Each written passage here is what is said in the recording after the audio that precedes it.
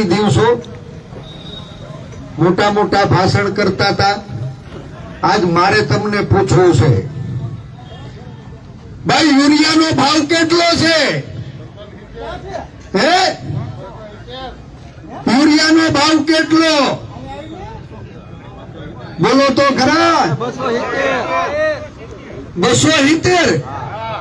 હે, 50 કિલોની કે પછી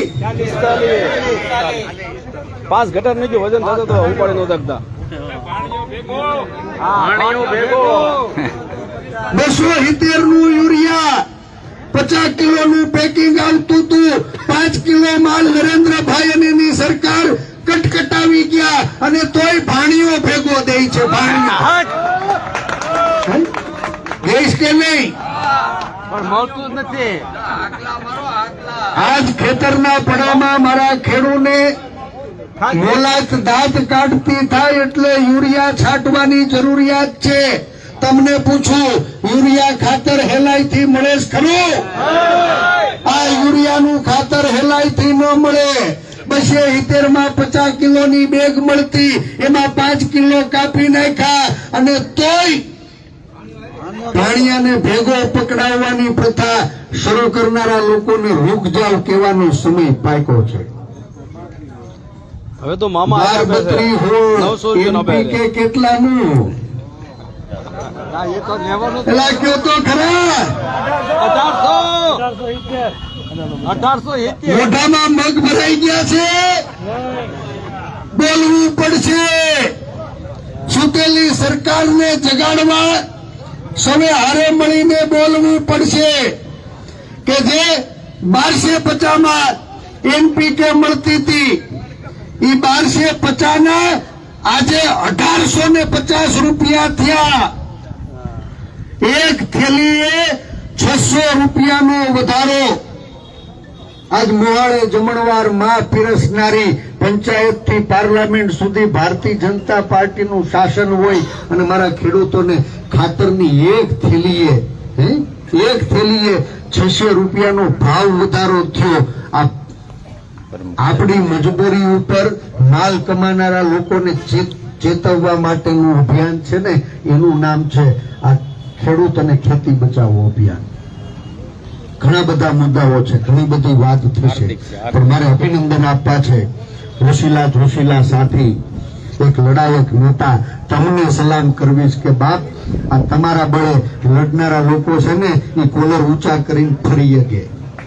હા, તમે અહીંયા ભેગા થાવ ને તો લડનારા લોકોને બળ મળે. અને એવા જ લડાયક સાથી ભાઈ પ્રતાપભાઈ દુધાતની આગેવાની નીચે આજ સાવરકુંડલા શહેર અને તાલુકા કોંગ્રેસ સમિતિ દ્વારા ખેતી અને ખેડૂત બચાવો અભિયાનનો પાયો નખાણો છે. એની શરૂઆત નાવલીના પાદરમાં થઈ છે અને આજ તમે જે બળ પૂરું પાડ્યું ને, મને વિશ્વાસ છે પ્રતાપભાઈ આગળ વધો. આખો અમરેલી જિલ્લો તમારી રાહ જોઈ રહ્યો છે. 11 તાલુકામાં ખેતી અને ખેડૂત બચાવો અભિયાન એનું તમારા નેતૃત્વમાં શરૂઆત થાય અને આખા જિલ્લામાં તાલુકે મારો ગામડાનો ખેડૂત આગેવાન છે ને, એકવાર નાત જાત ભાત ભૂલી બાપ પાર્ટી, આ પાર્ટીની બેરિયર છે ને, એ તોડજો. અમારા માટે કામની છે, ખેડૂત માટે નહીં. ભાજપ વાળાને મગફળીના 2000 મળે ને કોંગ્રેસ વાળાને 1200 માં પીટાય એવું છે. ભાજપ વાળાનો કપાસ 4000 મણ જાય અને કોંગ્રેસ વાળાનો 1000 માં લૂંટાય એવું છે ખરું ભાઈ? ભાજપ વાળાની ખેતરના પડામાં 24 કલાક વીજળી આવે અને કોંગ્રેસ વાળાની ત્યાં 4 કલાક. આવું છે કઈ? ભાજપ વાળો જાય તો એને ટ્રેક્ટર 2 લાખમાં મળે અને કોંગ્રેસ વાળો જાય તો એને ટ્રેક્ટરના 6 લાખ થાય. આવું છે કઈ? એટલે કયો તો ખરા. આવું કઈ હોય તમ તાર ભળી જાય છે અને નહીં તો સાનમુના સુધરી જાજો.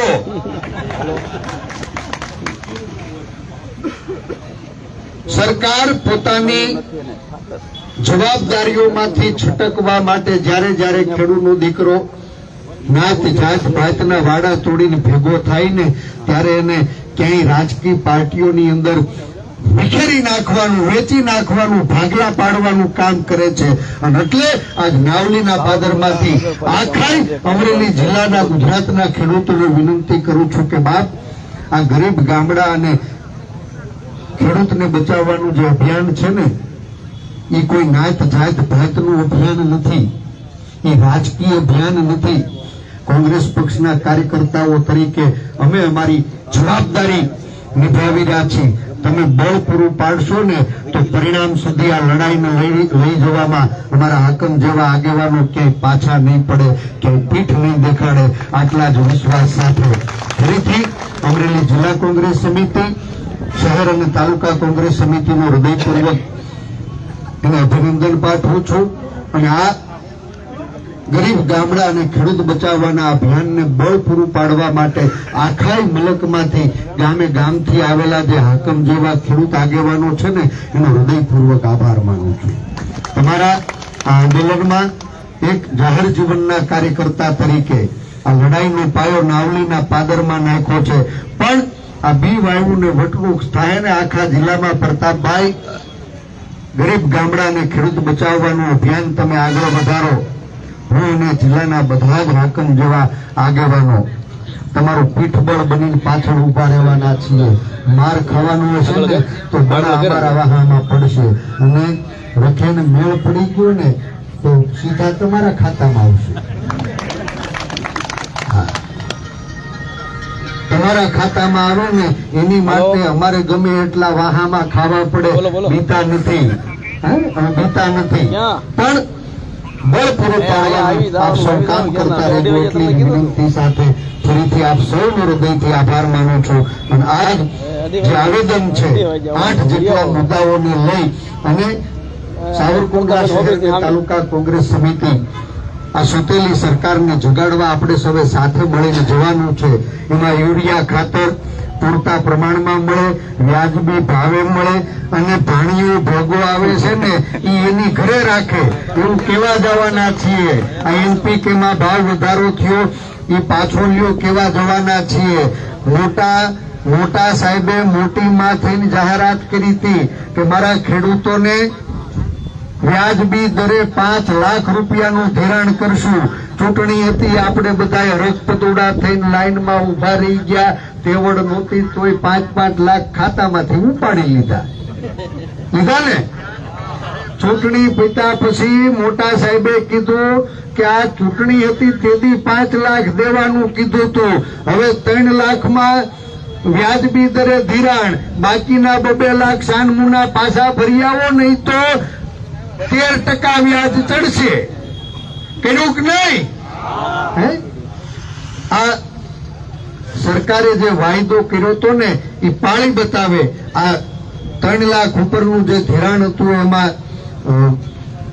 બજાર રેટથી વ્યાજ વસૂલવાનો ફતવો એ પાછો ખેંચવામાં આવે, એ માંગણી પણ આની અંદર છે.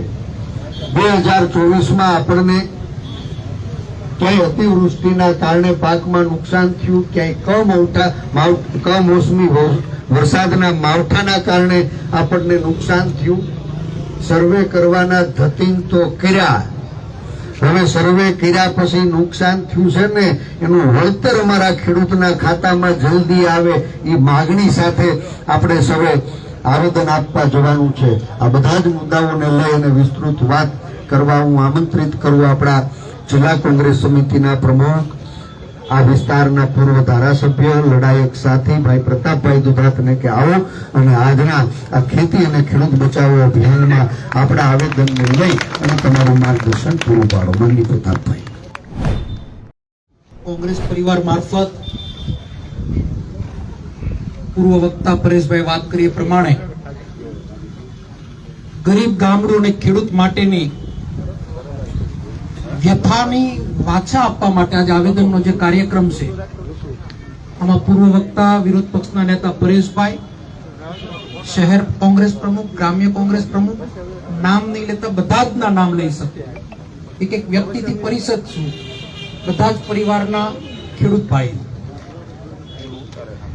આ જરૂરિયાત શું કામ પડી?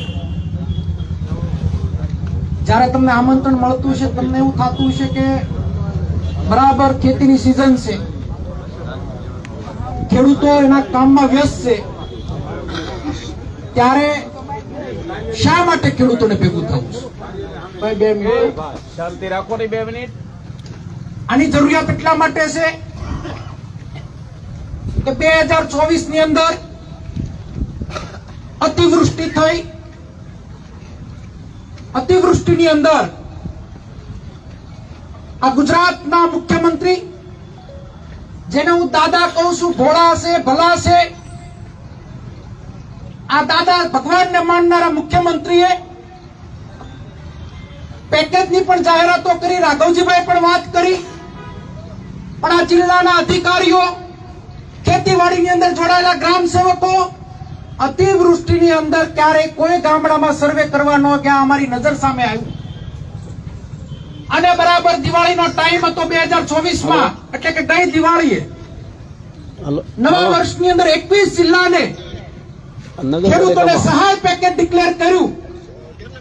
અમરેલી જિલ્લો આંગળિયાત હોય એ પ્રમાણે એની બાદબાકી કરવામાં આવીને મને બરાબર યાદ છે કે આજ ખેડૂતો કલેક્ટર ઓફિસે ભાઈ બીજના વળતા દિવસે બેઠા અને આવેદન આપ્યું કે મારા જિલ્લાના ખેડૂતો ખૂબ જ પીડિત છે. 2015 થી લઈને આજના દિવસ સુધી તો તે વાવાઝોડા ગયા હોય, 2018 ના કોઈ અતિવૃષ્ટિની વાત હોય, હર હંમેશ તમે લોકોએ પેકેજની જાહેરાતો કરી અને ખેડૂતોને છેતરવાનું કામ કર્યું. ત્યારે આ નવા વર્ષની અંદર હું આહવાન કરું છું કે જ્યાં સુધી મારા જિલ્લાના ખેડૂતોને ન્યાય નહીં મળે, મારી લડત હું ચાલુ કરું છું. આ વાત મેં ગયા વર્ષે દિવાળી ઉપર કરી. જે દિવસે મારો પત્ર વ્યવહાર થયો તે જ દિવસે આ ગુજરાતના કૃષિ મંત્રીએ પત્ર વ્યવહારથી આપણા જિલ્લાના નાયબ દંડકને વળતો જવાબ આપ્યો કે નવા પેકેજની અંદર અમરેલી જિલ્લાનો સમાવેશ કરવામાં આવશે અને આશ્વાસન આપ્યું. એ આશ્વાસનના ભાગરૂપે અમે પણ એને આવકાર્યા. જાહેર જીવનની અંદર કોંગ્રેસ, ભાજપ, આપ આખરે તો પ્રજાની સેવા કરવા માટે જાહેર જીવનમાં આવ્યા હોય ત્યારે થતા અન્યાય સામે લડવું એ અમારી નૈતિક ફરજ છે. એના ભાગરૂપે જયારે એને પત્ર વ્યવહાર ડિક્લેર કર્યો, ત્યાર પછી જયારે પેકેજ આપવાની વાત આપી અને પેકેજની અંદર ફક્ત કપાસનો સમાવેશ કર્યો અને કપાસના વાવેતરને નુકસાનનું વળતર આપશું, તો અમે ફરી વખત પત્ર વ્યવહાર કરીને કીધું કે માત્ર કપાસને નુકસાન નથી, મગફળીની સાથે અન્ય પાકો, સોયાબીનથી લઈ જે પણ પાકો વવાતા હોય, પાથરાઓ અમારા ખેડૂતોના ચણાના એના વીડિયા જોતા હોય તો હું તમને પૂરા પાડું. એટલે ફરી વખત એને 14 તારીખથી ફોર્મ ભરવાની વાત કરી એના પરિપત્રની અંદર અને 28 તારીખે ફોર્મ ભરી દેવાના હતા. ગઈ 14 થી લઈને 28 ની વચ્ચે મેં ખેતીવાડી અધિકારીઓને પૂછવામાં આવ્યું તો પોર્ટલ ખોલવામાં ન આવ્યું. એક પણ ખેડૂતનો આ જિલ્લામાં ફોર્મ ના ભરાયું. શું કામ એકત્રિત થવું પડે એમ છે? શું કામ આપણે વાત કરવી પડે એમ છે કે સોશિયલ મીડિયા અને મીડિયા મારફત ખેડૂતો, ગરીબો, ગામડાને ગુમરાહ કરવા માટે ભારતીય જનતા પાર્ટીની કુનેપૂર્વકની ચાલ. હું આ મીડિયા સમક્ષ કહું કે દાદા તમે તો ભોળા છો, ભગવાનના માણસ છો, હું ક્યાં તમારી પાસે લાખ કરોડની લોન માંગુ? હું તો ફક્ત મારા જિલ્લાના ખેડૂતોને થયેલા નુકસાનનું વળતર માંગુ. ત્યારે આજનું આવેદન ખાતરના ભાવ વધારાની પરેશભાઈ વાત કરી. ભૂતકાળની અંદર 1 પૈસો વીજળીનો વધતો હોય, 10 પૈસા વીજળીના વધતા હોય, હજારો ખેડૂતો ભેગા થતા હતા. ત્યારે અહીંયાથી ઉભા થાવ તો એક નેમ લઈને ઉભા થાવ કે ખેડૂત એકતા કરવી જરૂરિયાત છે. ખેડૂત એકત્રિત તમે જો નહીં રહો તો આવનાર દિવસોમાં કોઈ તમે ખેતી કરવાના લાયક નથી રહેવાના. તમારી આ સંખ્યાના જોરે મારી કાંદાની તાકાત ને મારું આત્મબળ વધવાનું છે. આ સાવરકુંડલાની ધરતી ઉપરથી ફરી વખત સરકારને અલ્ટિમેટમ આપું છું કે આ જન આંદોલન ના બની જાય. આવનાર દિવસોની અંદર આ જિલ્લાના બધા ખેડૂતો રોડ ઉપર ન આવી જાય એની સરકાર નોંધ લે, એની સરકાર ધ્યાન ઉપર લે.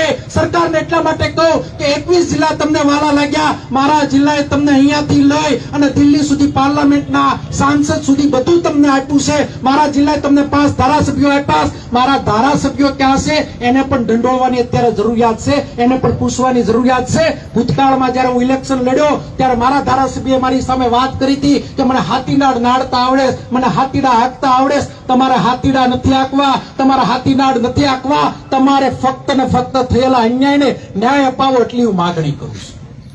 અહીંયાથી આવેદન આપવા જાય ત્યારે એક વિનંતી કરું છું કે માણસ ત્યારે ટાઈમે વીજળી આપજો, નહીં તો આવનાર દિવસોમાં તમારી જીઈબી ને પણ ઘેરાવ કરી અને બંધક બનાવવામાં આવશે. અમારે કોઈ અતિશયોક્તિ નથી કરવો, પણ મારા ખેડૂતને અન્યાય થતો હશે ત્યારે જે લડાઈ લડવી પડે એ લડવાની મારી તૈયારી છે.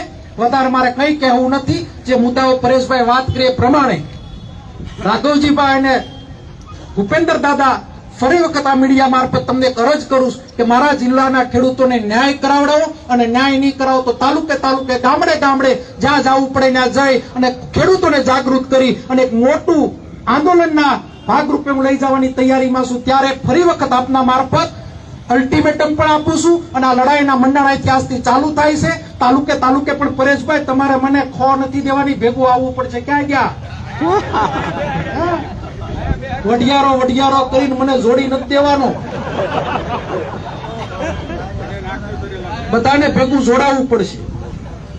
વાતુથી જોડી દઉં હાલજાભાઈ કે પછી હું બેઠો છું એમ નહીં. નહીં તો આ જિલ્લો હવે બધાને ઓળખવાનો છે. આ ખેડૂતોની લડાઈ છે. ત્યારે આપણી નૈતિક ફરજમાં 2015માં હું અભિનંદન આપીશ પરેશભાઈને કે એ બગસરાનું પૂર આવ્યું.